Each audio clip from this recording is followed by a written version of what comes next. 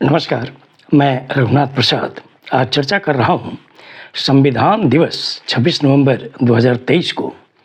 महामहिम राष्ट्रपति जी के द्वारा जो संबोधन हुआ है ऑनरेबल सुप्रीम कोर्ट के परिसर में आयोजित कार्यक्रम में उन्होंने एक कहिए कि जो लोगों की भावना है पूरे देश में और ख़ासकर सोशल जस्टिस जो SC, ST, MBC, BC और माइनॉरिटीज इनका जो रिप्रेजेंटेशन हायर जुडिशरी में चाहे वो सुप्रीम कोर्ट हो या हाई कोर्ट्स हो उसमें हो नहीं पा रहा है। हमारे पूर्व महामहिम राष्ट्रपति साहब ने भी एक अवसर पर इस महत्वपूर्ण बिंदु को उठाया था। बहुत बार प्रयास हुए हैं,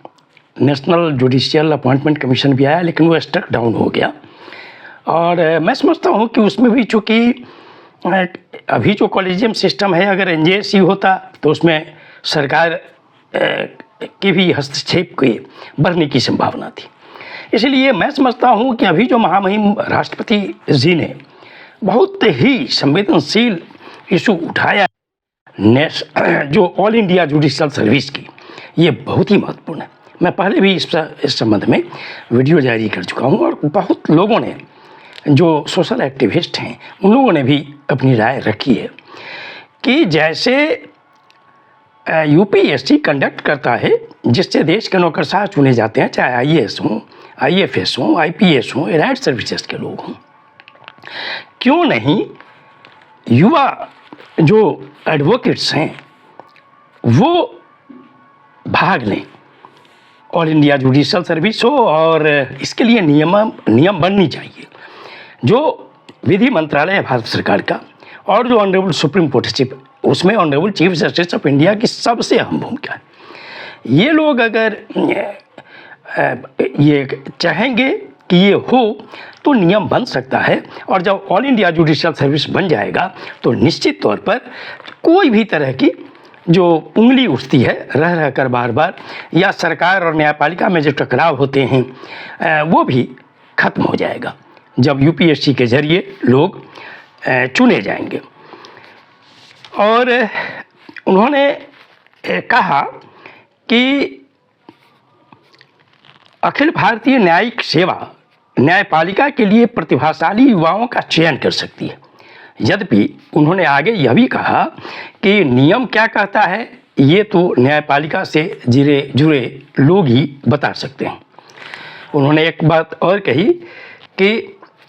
एक तरह से उन्होंने प्रश्न किया कि क्या सुप्रीम कोर्ट और हाई कोर्ट में जज की नियुक्ति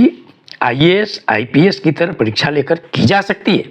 तो निश्चित तौर पर जो मैं चर्चा कर रहा था ये होना चाहिए UPSC के जरिए। हाँ, इसमें मैं एक चीज़ जोड़ना चाहूँगा कि चूँकि हाई कोर्ट में जिसमें 1000 से ऊपर सीट्स हैं हमारे पूरे देश के सभी हाई कोर्ट्स को मिलाकर, तो उसमें 40% कोटा चूँकि लोअर जुडिशियरी से है, चाहे वो सिविल जज के रूप में नियुक्त होकर आते हैं या जो डायरेक्ट ADJ के रूप में नियुक्त होकर आते हैं सुपीरियर सर्विस से, तो उनके लिए 40% कोटा है। तो UPSC के जरिए जो व्यवस्था हो वो जो टोटल 60% सीट है हाई कोर्ट्स में उसके लिए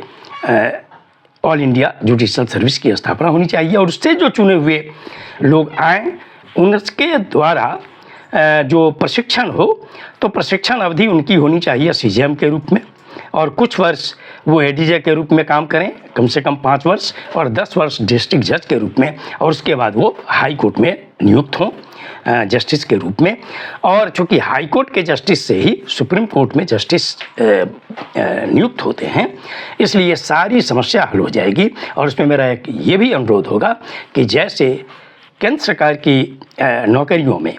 जो आरक्षण है चाहे SC हो, ST हो, OBC हो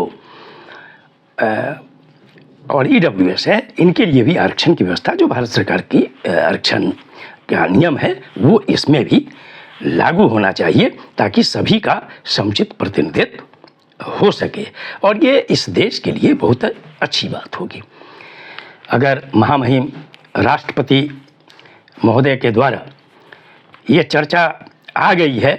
तो मैं समझता हूँ कि भारत सरकार और ऑनरेबल सुप्रीम कोर्ट और विधि मंत्रालय निश्चित तौर पर इसे सीरियसली टेकअप करेगा। ये वीडियो आपको अच्छा लगा हो तो निश्चित तौर पर लाइक करें, शेयर करें। अब तक मेरे चैनल को आपने सब्सक्राइब नहीं किया तो सब्सक्राइब करें, बेल आइकन को टच करें ताकि मेरे हर आने वाले वीडियो का नोटिफिकेशन आपको तुरंत मिल जाए। आप सभी लोगों के लिए शुभकामनाएं। धन्यवाद। जय